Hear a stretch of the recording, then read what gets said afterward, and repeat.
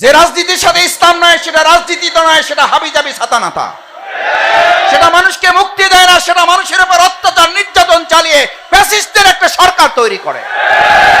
সেটা চর এবং জমি দখল করে তরমুজদের ব্যবসা নষ্ট করে দেয়। তিনি তার বাস্তব জীবনে যে ইসলাম মানে না এটা তিনি ভালো করে বুঝতে পারেন।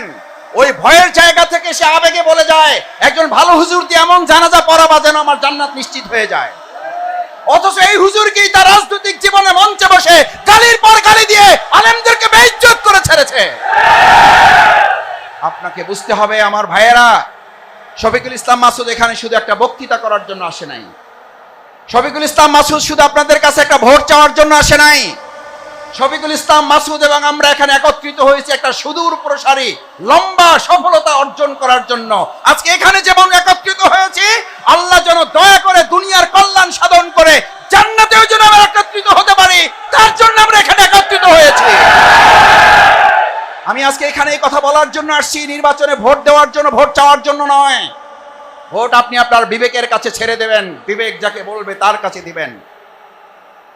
আপনার বিবেক যদি বলে আপনি একজন বিড়িখোর, সিগারেটখোর, গাঁজাখোর, ধর্ষণকারী, ধর্ষণের সমর্থন করে, চুরি ডাকাতি করে, চাঁদাবাজি করে, ধান্দাবাজি করে, অন্যের চর জমি দখল করে, তরমুজের ট্রলার লুট করে খায়, চাঁদা না তুললে তার পেটের ভাত হজম হয় না, এরকম লোককে ভোট দিয়ে আপনি যদি ওই গুনার ভাগ নিতে চান আমার কোনো আপত্তি নাই। আর যদি আপনি মনে করেন একজন ভালো মানুষের পক্ষ অবলম্বন করে তার সমস্ত ভালো কাজের সওয়াব আপনি কাল কিয়ামতে আল্লাহর কাছে নিয়ে হাজির হতে চান, তার জন্য সিদ্ধান্ত আপনাকেই নিতে হবে।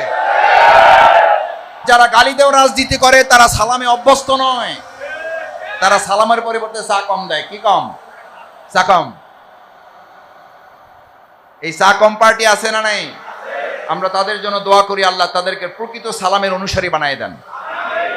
কারণ সালামের সাথে থাকলে সে আরেকজনের অশান্তি তৈরি করতে পারে না। কিন্তু ধুলিয়াতে তো আমরা দেখি আরেকজনের জমি দখল করে আপনি অশান্তি শুধু না, আপনি তার পুরো হকটাই মাইরে দিলেন।